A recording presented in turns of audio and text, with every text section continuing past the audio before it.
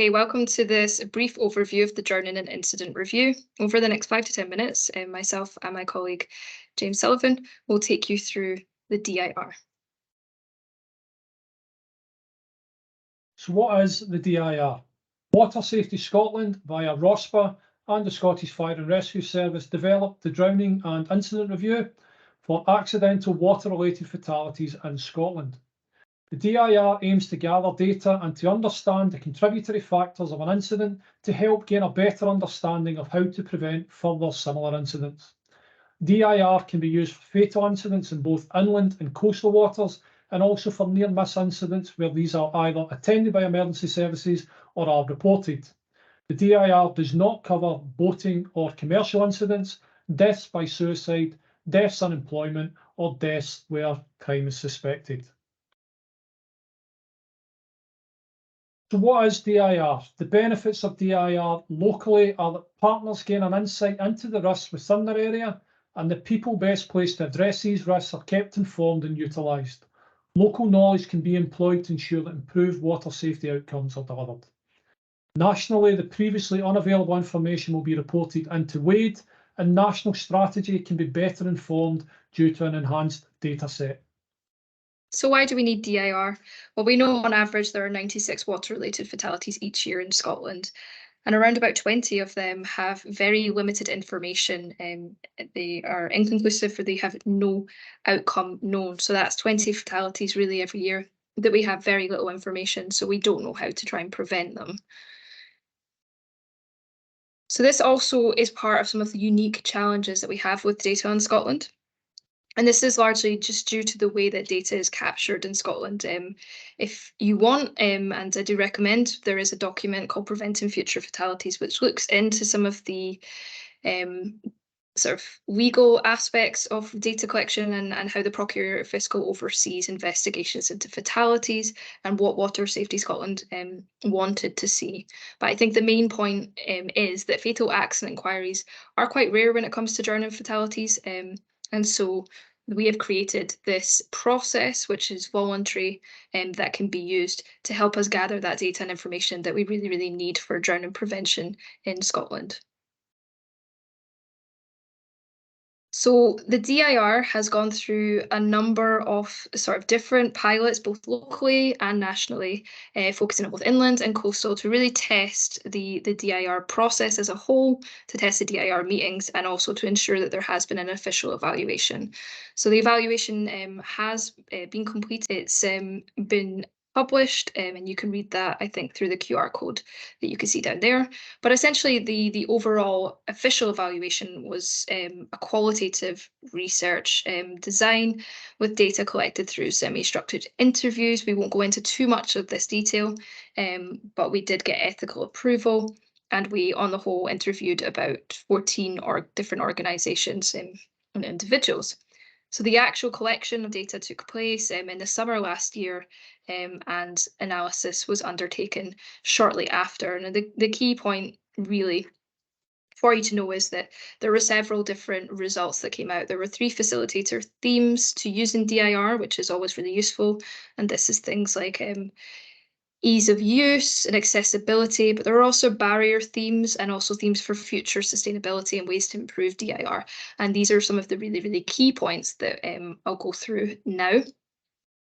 And these are the recommendations that came from the research. So the 5 key recommendations were the creation of a framework agreement for organisations involved in DIR to commit their time and resource, improvements to the DIR guidance document, consideration of the involvement of families, support from the Crown Office and Procurator Fiscal Service, and the need for designated funding.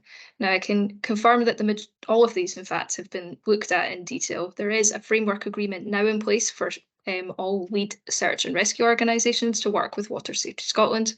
The DIR guidance is completely updated with all the improvements suggested from the research and is available online.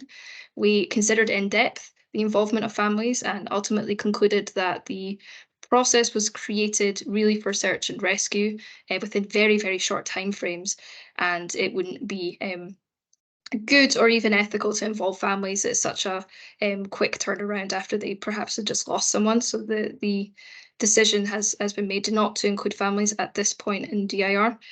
We've gained support from the Crown Office and Procurator Fiscal, and that's now nicely tied into the entire process.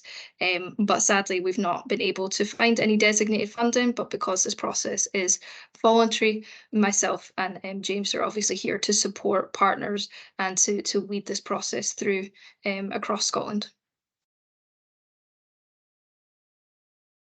So how does the DIR process actually work in practice then? So when a water-related fatality occurs, within a timescale that's agreed between the local partners, which we recommend to be as soon as practicable within 72 hours, the search and rescue organisations, which are typically Police and Scottish Fire and Rescue Service, will carry out a Scene and Outcome Review Meeting, or SOR. The SOR aims to make the scene safe, avoid further risk to life, and to trigger the DIR if criteria has been met. So due to the desired outcomes, this should take place, as we say, as soon as is reasonably practicable after the incident. The DIR triggers are suspected accidental, natural or unknown. Suspected crime and suicide are not DIR triggers. However, in cases of suicide, preventative measures for the scene should still be considered and contact made with Public Health Scotland or the local suicide prevention lead through the local water safety or PAWS group. If DIR is triggered by alerting Water Safety Scotland via submission of the completed SOR form, this would commence a period of evidence gathering, where the local PAWS or equivalent water safety group will begin to gather known information on the incident, the location, previous incidents in the area, and any other relevant factors to enable the creation of a PowerPoint for the DIR meeting. This PowerPoint will include a map of the incident and photographs of the scene to give a clear overview for anyone who has not been there before. The DIR meeting itself is an opportunity for agencies and professionals from the local PAWS group to meet and discuss the incident and make decisions and recommendations on any future mitigations that may have the potential to prevent a similar incident in the future. The meeting can be held online or in person and is recommended to take place no later than 8 weeks from the incident occurring, except in circumstances where we are advised by police partners that that won't be possible. 5-yearly audits of DIR will be carried out by Water Safety Scotland in order to look for trends in water-related fatalities. Additionally, this will look at any follow-ups from the original DIR meetings to establish if suggested recommendations were adopted. Any reports in DIR will be presented in an aggregated form. Data storage for DIR will be undertaken by Scottish Fire and Rescue Service, who will safely store the forms and make them available to Water Safety Scotland via an information exchange agreement.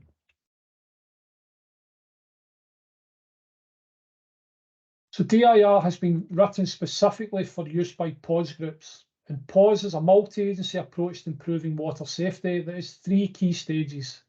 Prevention, which is the raising of water safety awareness through education, engagement and our media platforms.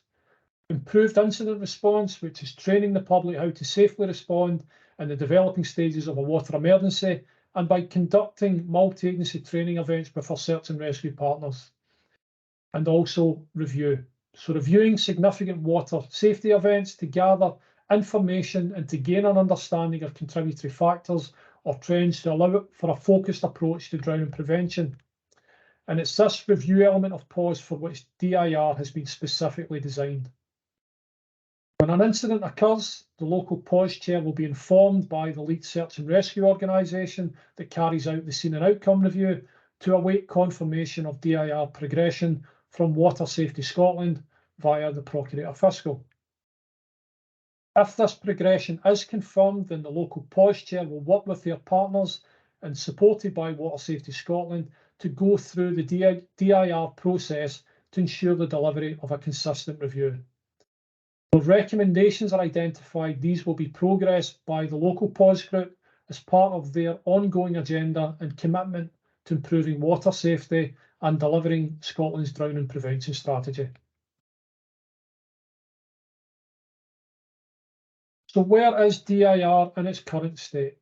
So edits to the DIR process were in response to the points highlighted within the research, and this included an updated DIR guidance document and a framework agreement which is now complete and signed off by all lead search and rescue partners. A training package is being created on the LearnPro platform and is hosted on the Scottish Fire and Rescue Service community portal, with all DIR attendees having access to undertake the training. Time to complete is approximately 90 minutes and includes 2 videos of hypothetical DIR meetings, one for an inland fatality and one for a coastal near miss, to show the processes in practice. DIR will go live on May the 2nd to coincide with a week-long event at Scottish Parliament, where awareness of water safety and DIR will be raised by Water Safety Scotland. On this date, the City of Edinburgh Partnership Approach to Water Safety Group will conduct a DIR into a drowning within the city in February of 2023.